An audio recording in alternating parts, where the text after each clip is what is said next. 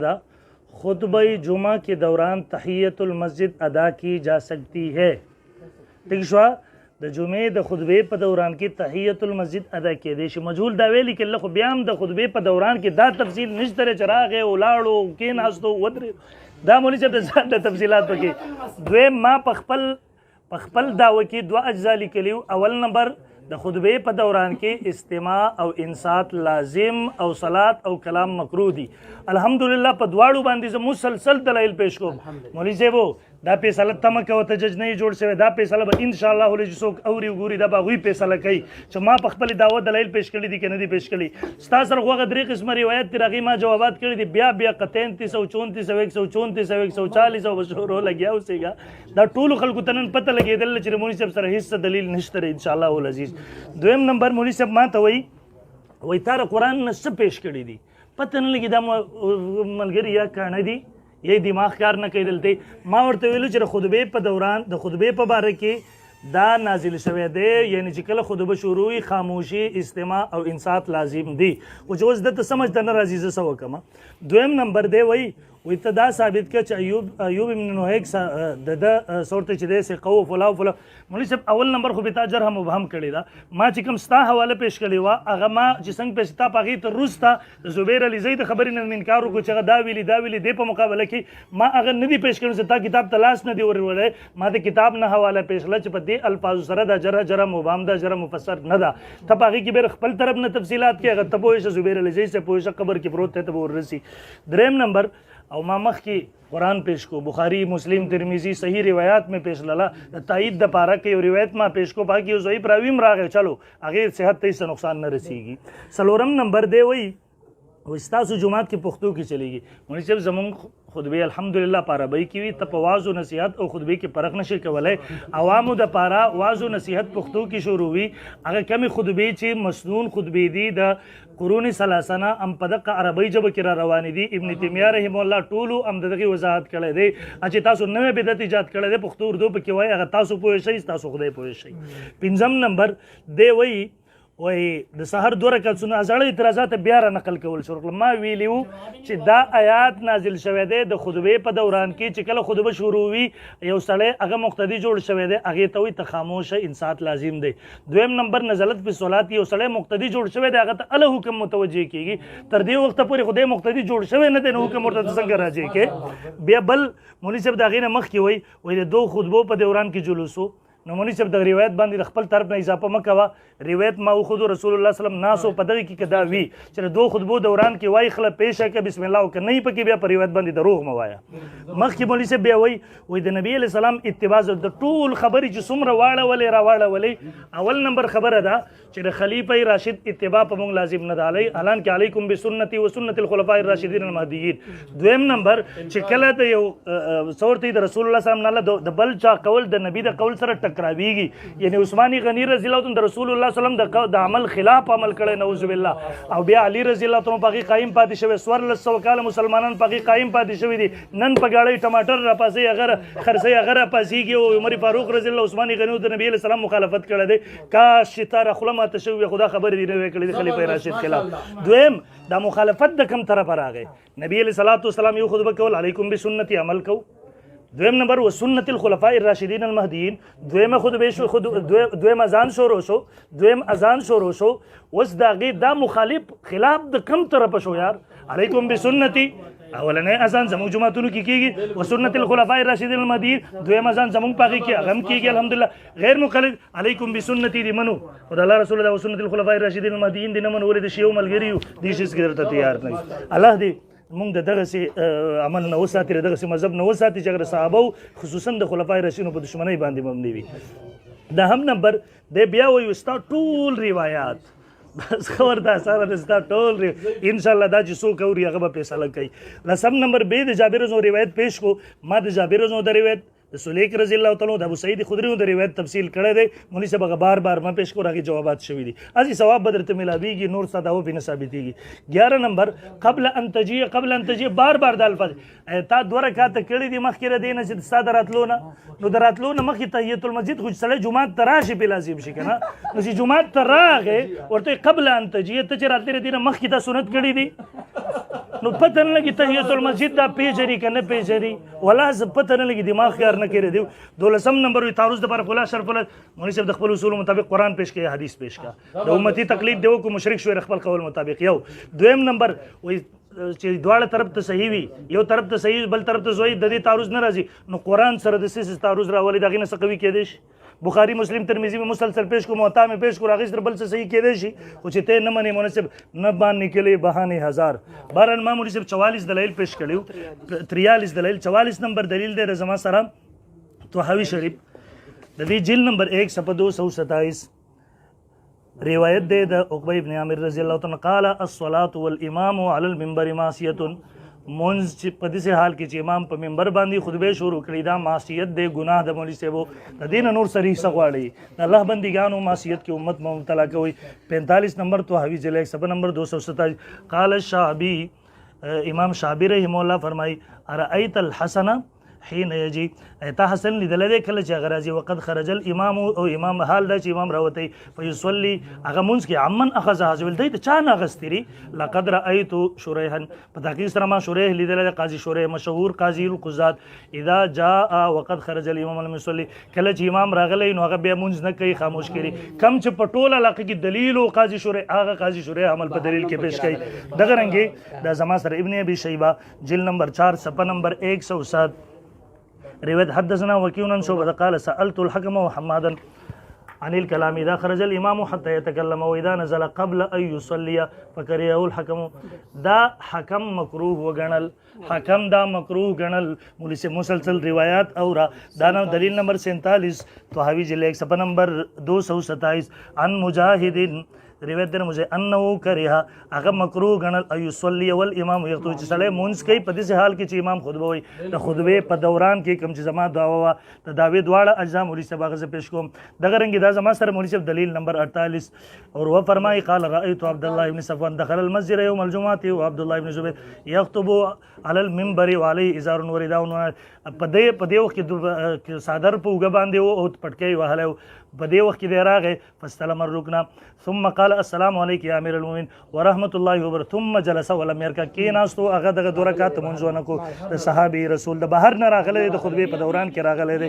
دغه رنګې دلیل نمبر 49 دلته کېده به وروسته ورکو وروسته درکو اوس پکې دلایل ټیم ودرو دلیل نمبر 49 ابن ابي شيبه جلد نمبر 4 صفحہ نمبر 72 عن الشعبي قال كان شريح وہ اذا اتى الجمعه کله چې به جمعه ته راتلو فإن لم يكن خرج الامام که امام بنو راوته صلى رکعتين منځ یو کو 2 رکعات وان كان خرج کچته به امام راوته او خطبه به شروع ونو جلسه کې بناستو وختبا او دغه سي طریقې سره به کې ناستو استقبل الامام امام ته مخلف فلم يلتفت يمين ولا شمال نه به منځ کو نه به خیګس طرف تکاتا په دې وخت کې به ځان پابند کړو.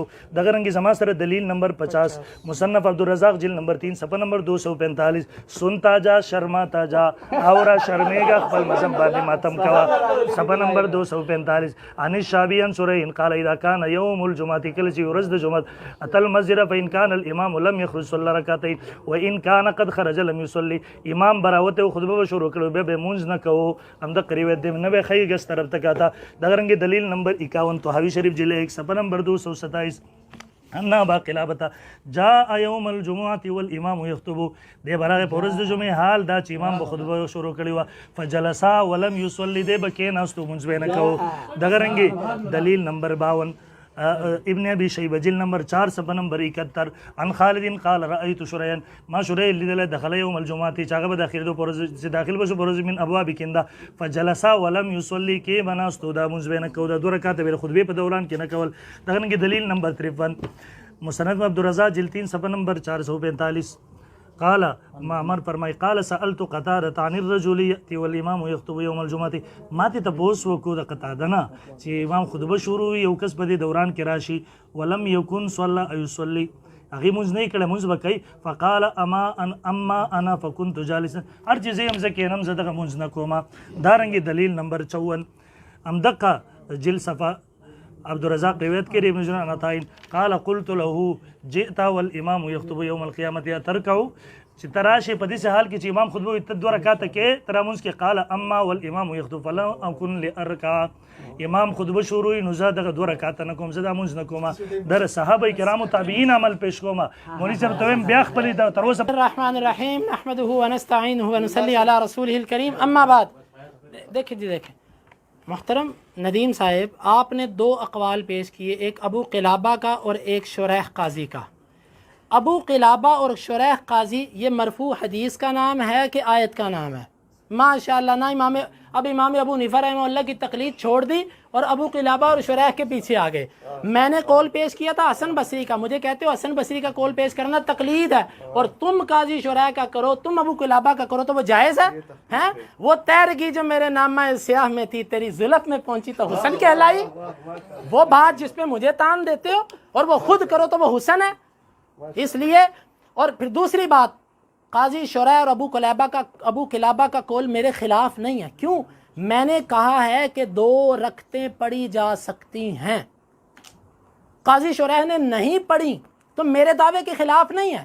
میرا دعویٰ تب ٹوٹتا تھا کہ جب قاضی شریح اور ابو قلابہ کہتے کہ 2 رکعتیں پڑھنی جائز نہیں۔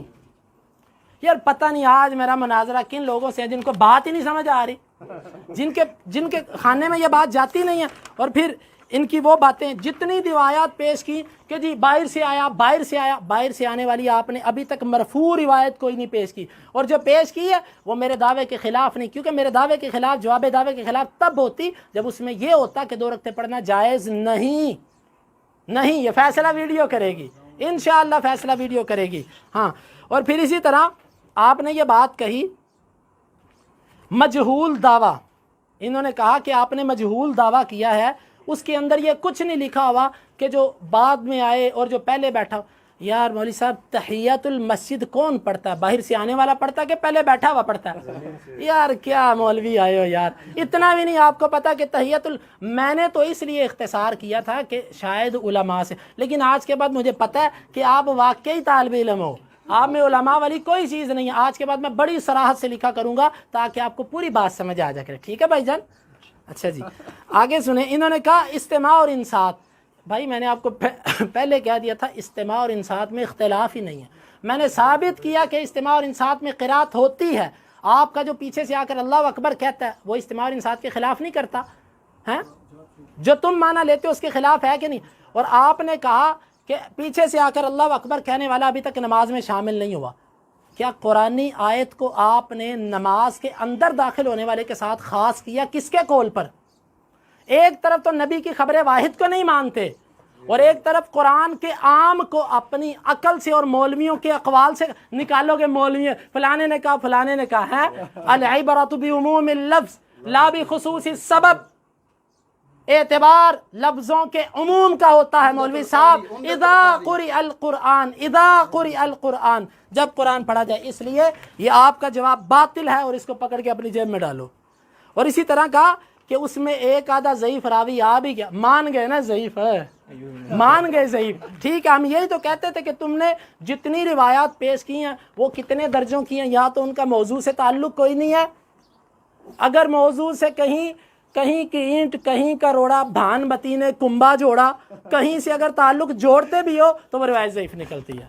جی یہ آپ کے سارے دلائل کا خلاصہ ہے۔ اور اسی طرح انہوں نے کہا خلیفہ راشد کے قول پر انہوں نے بات کی، اس سے پہلے انہوں نے جلوس کی بات کی کہ نبی صلی اللہ علیہ وسلم، بخاری کی روایت نکالیں، بخاری کی روایت ہے کہ والنبی وہو یخطب، اللہ کے نبی خطبہ دے رہے تھے، بخاری میں ہے کہ خطبہ دے رہے تھے، آپ نے جو روایت پیش کی اس میں بیٹھے ہوئے تھے۔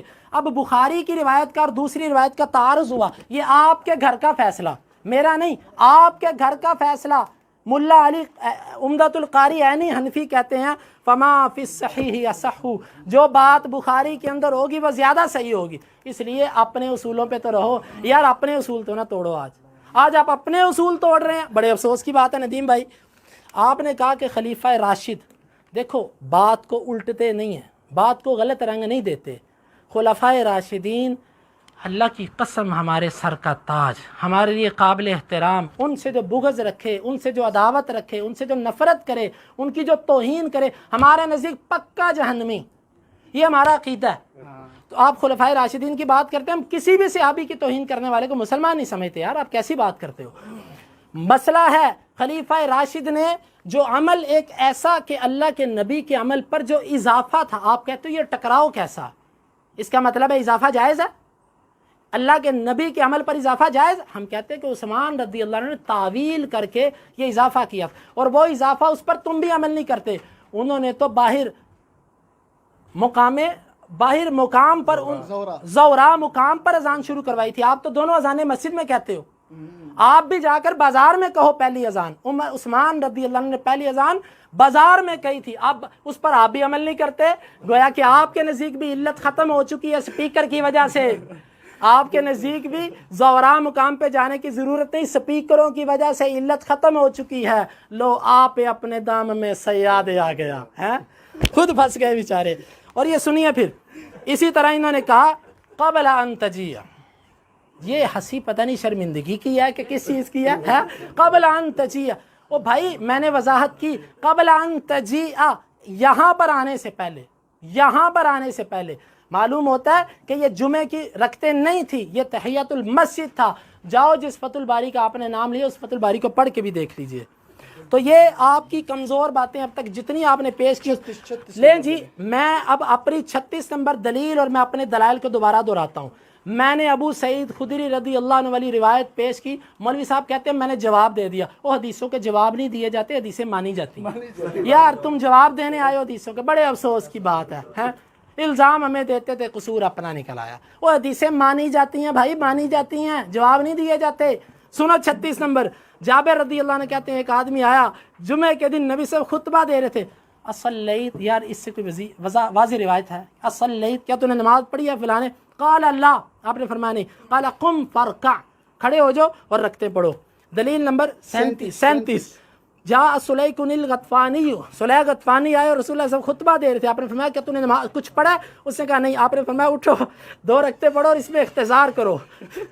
دلیل نمبر 38، دلیل نمبر، سنتا جا شرماتا جا، لگتا ہے کچھ یاد آ رہا ہے، کامبٹ کی یادیں دماغ میں ہیں ابھی، کوئی بات کوئی بات نہیں، انشاءاللہ کامبٹ یاد آ رہا ہے، اس کے اشعار بڑے ذہن میں بیٹھے ماشاءاللہ، آج کے شعر بھی آج کے بعد یاد رہیں گے۔ انہ سمع جابر بن عبداللہ، جابر بن عبداللہ کو سنا، وہ بیان کرتے کہ رسول اللہ صلی اللہ علیہ وسلم نے فرمایا کہ اذا جاء احدکم والامام یخطب فلیصلی رکعتین یتجوز فیہما، جب کوئی آئے امام خطبہ دے رہا ہو تو وہ ان دونوں میں اختصار کرے۔ دلیل نمبر 39، دلیل نمبر 39، اذا جاء، یار غلط، ٹائم روکو دیکھ طیب صاحب 5-7 کیپسول دینے ہیں ان کو تاکہ طبیعت صاف ہو جائے، ٹھیک ہے چلے۔ دلیل نمبر 39 نمبر، سلیک آئے کہنے لگے اللہ کے رسول صلی اللہ علیہ وسلم نے فرمایا اذا جاء احدکم والامام یخطب فلیصلی رکعتین خفیفتین، جس طرح تم مختلف کتابوں سے روایات پڑھ کے نمبر بڑھا رہے ہو نا، ہم تو اصل روایات پیش کر رہے ہیں، اور بار بار تذکیر، ذکر فإن ذکر تنفع المؤمنین، کسی مومن کو یہ فائدہ دے جائے گی اگر آپ کو نہ دی تو دلیل نمبر 40، رسول اللہ صلی اللہ علیہ وسلم نے فرمایا فَإِذَا جَاءَ أَحَدُكُمْ يَوْمَ الْجُمْعَةِ وَالْإِمَامُ يَخْطُبُ فَلْيُصَلِّ رَكَعَتَيْنِ، وہ 2 رکعتیں پڑھے۔ دلیل نمبر 41، رسول اللہ صلی اللہ علیہ وسلم جاء رجل والنبي يوم الجمعة على المنبر يخطب فقال له ركعت ركعتين قال لا قال فركع، 2 رکعتیں پڑھو۔ دلیل نمبر 42، جاء رجل يقال له السليك من غطفان، وہ غطفان قبیلے سے تھے، وہ آئے اور نبی صلی اللہ علیہ وسلم خطبہ دے رہے تھے کھڑے ہو کر، والنبي يخطب قائما، سنو کھڑے ہو کر خطبہ دے رہے تھے۔ آپ کی وہ جو روایت ہے بیٹھنے والی، وہ روایت سندن بھی ٹھیک نہیں ہے اور بخاری مسلم کے خلاف بھی ہے۔ فقال له النبي صلی اللہ علیہ وسلم قم فرکع رکعتین خفیفتین، کھڑے ہو جو 2 رکعتیں پڑھو ہلکی سی۔ دلیل نمبر 43 نہیں ہوا، ان جابر صلیت قال لا قال قم فرکع، کھڑے ہو جو رکعتیں پڑھو۔ دلیل نمبر 44، 44 فقال کوئی بات نہیں اردو میں مشکل ہے مجھے پتا ہے آپ کو. فقال اور ویسے بھی جب میں کھڑا ہوں تو اردو بھولتی ہے. فقال له النبی صلی اللہ علیہ وسلم رسالے اردو میں باقی ساری چیزیں اردو میں ضیاء الرحمان سامنے آئے تو اردو بھولتی ہے. اچھا جی. فقال له النبی صلی اللہ علیہ وسلم یا سلیح قم فرکع. وہ شیخ ریاض اللہ سے آپ میں سے کوئی بھی بات نہیں کر سکتا اللہ کے فضل سے.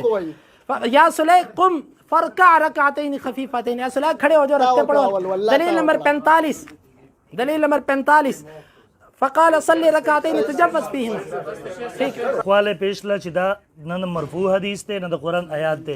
مولوی صاحب ما قرآن آیات پیش کړل الحمدلله بیا بخاری مسلم موطا دغسې په ترتیب سره راځه 55 دلایلو ته الحمدلله ما رسولی دي مخکې دلایل پیش کوم انشاءالله العزیز. دویم نمبر مولوی صاحب وایي تاسو ویله چې د یو ملا په خبره باندې د آیات خاص کو د مقتدی سره الان کې دا مولوی صاحب الزام ولګو ابن مسعود رضی الله تعالی عبدالله ابن عباس رضی الله مقداد ابن اسود رضی الله تعالی دا ټول فرمایي نزلت فی الصلات نزلت فی الصلات نزلت فی الصلات. آیا دا د ابن مسعود او دغه صحابو په دې طریقې سره د ګستاخی کوي نعوذ بالله چې ملا په قول شان نزول دغه ذکر کوم. او مولوی صاحب تدریب الراوی کې امام سیوطی رحمه الله لیکي 258 باندې یو صحابي چې هغه شان نزول بیان کی دا مرفوع حسابیږي دا بخاری و مسلم پنځ مرفوع حسابیږي. دریم نمبر دی وای دریم نمبر دی وای بخاری شریف بخاری کې دی او هو یخطبو هغه خطبه ویلا نو موږ د مسلم نه پیش کو رسول الله صلی الله علیه وسلم ناس نو خطبه په ناس ته ویل کیږي پتہ نه لګي په خبره مولوی صاحب نه پوهیږي. اته بخ کې مولوی صاحب وای خلفای راشدین زمونږ د سر تاجونه دي لیکن په خلیفہ راشد عمل راخري د رسول الله صلی الله علیه وسلم د عمل خلاف ګرځي نعوذ بالله. نن زمانی کې دغه نیم رافضیانو نه دی الله امت محفوظ وساتي. بیا مولوی صاحب بار بار هغه یو خبره کوي مقام کې فرق نه کوي پلان کې مقام باندې پلان کې مقام نه دی مولوی صاحب مقام دی هغه فرق وکا. بیا مولوی صاحب قبل ان تجیء بار بار الگ تحیت المسجد چې انسان مسجد تراشی تحیت المسجد کېږي رسول الله صلی الله علیه وسلم د بار بار الفاظ وي خو پوهیږي پینا آیات 2 رکعات کړي دي قبل ان تجیء مخکې دراتلونه مخکې نو دراتلونه وړاندې مخکې تحیت المسجد کېږي که عام منځ کېږي او تر اوسه پورې په دې سیس مونږ نه پوهیږي. بیا دی وایي په خپله یې ومنله چې قدري روایات دي چې کوم نه ما مخکې جوابونه کړي وي بار بار په طور د تذکیر یې درته یادوم خپله یې ومنل. بیا مولوي صاحب وایي چې ما وګورئ اردو در نه هېرېږي مولوي صاحب پښتو درته درځي خو زموږ د مخې پښتو نه وی. دویم نمبر پښتانه مولیان دي ناست د ورځې 15 ویډیوګانې کوي نن جرأت پکې نشته الحمدلله چې پښتنو علماو مخې ته کنزل کولی خیبر پښتونخوا کې ختم شیخ ریاض الله ومنل چې هغه ستاسو مخې ته نشي ټینګېدی نن پنجاب نه راوستی پنجاب نه هغه هم پنچر شو الحمدلله. بل مولوي صاحب ما مخکې تقریبا 54 دلایل پیش کړي وو دا 55 نمبر دلیل زما سره دی 55 نمبر دی. او بیا مولوي صاحب په اخره کې وایي جی ٹھیک ہے چلو نه سم راغی ته نه سم. بیا مولوی صاحب وایي تا ویل چې هغه راغی مونځ یې وکړل کې دا مخکې روایت ما پیش کړي انه ما کان یکرهان صلات نه دلیل نه مخکې دلیل جواب کوي چې هغه ویل چې مکروه به ګڼل دا الفاظ باندې تاسو پوهیږئ که نه پوهیږئ ابن عمر او ابن عباس روایت. بیا مولوی صاحب بار بار اگر رسول رضی الله تعالی والا واقعه دوراوي هغې نه ما 11 جوابونه مخکې کړي دي چې دا خصوصیت د دغه صحابي دی په خپله باندې په هغه روایت باندې تاسو عمل رسول الله سلام ورته خطبه ودرولې ده. دویم نمبر په خپله رسول الله سلام هغه ته وایي چې آینده داسې مه کوه په خپله مرفوع روایت په هغې باندې مونږ پیش کړه د الله پیغمبر ورته وایي آینده داسې مه کوه. دریم نمبر په هغه رسول رضی الله تعالی په روایاتو کې درته مونږ پیش رسول الله سلام د هغه لپاره چانده کول دغه حالت یې خلکو ته ورښودو. څلورم نمبر تر دې وخته پورې هغه چې راغی ناستو تحیت المسجد خو هغې سره ساقط شو. پنځم نمبر ما ورته چې خلفای راشدین ما بار بار روایت پیش کړله یو نه ګڼ مې پیش کړله چې خلفای راشدینو دا مکروه ګڼل هغوی ممنوع ګڼل. آیا خلفای راشدین صحابه کرام قصدن د یو عمل مخالفت کولی شي؟ دویم نمبر د مخکې وویله چې امام ابو حنیفه رحمه الله قول دې پیش نه کو الحمدلله د امام ابو حنیفه رحمه الله قول ما په اخر کې دلته ایښی و د امام نووي په حوالې سره په خپله د امام محمد په کتابونو سره خو مخکې ته وایي چې کتاب مه راخله اجماع د امت حوالې مې راوړي دي چې هغه منسوخ ګرځېدلی ته ستار په شیخ امین الله سره زه ثابتوم چې روایات د منع روایات د کراهت د حد د تواتر ته رسېدلي دي خو ته مخکې کتاب مه راخله د الله په فضل و کرم سره د دې ټایم ټوله دنیا په دې فیصله کولی شي چې موږ روایات پیش کړه په خپله مدعا باندې. مولوي صاحب تر اوسه پورې په خپله مدعا کې حکم شرعي ونه لګېدو کی جا سکتی ہے مستحب دی واجب دی فرض دی څه شی دی جګړې په هغې هلته د جمعې په ورځ باندې مخکې وروسته سنت یې پرېښودله هلته د تراو کې الته په اذانونو کې په ټولو کې رااله دلته چې ما ورته ویلو آیا د خطبې په دوران کې انصات لازم دی که نه دی په هغې جیب پرېږده او بلو طرف ته امت طرف ته دعوت ورکوه الحمدلله پوره نیمه ګنټه لیټ راغلی د 9:30 بجو پورې به ټایم یې خو نه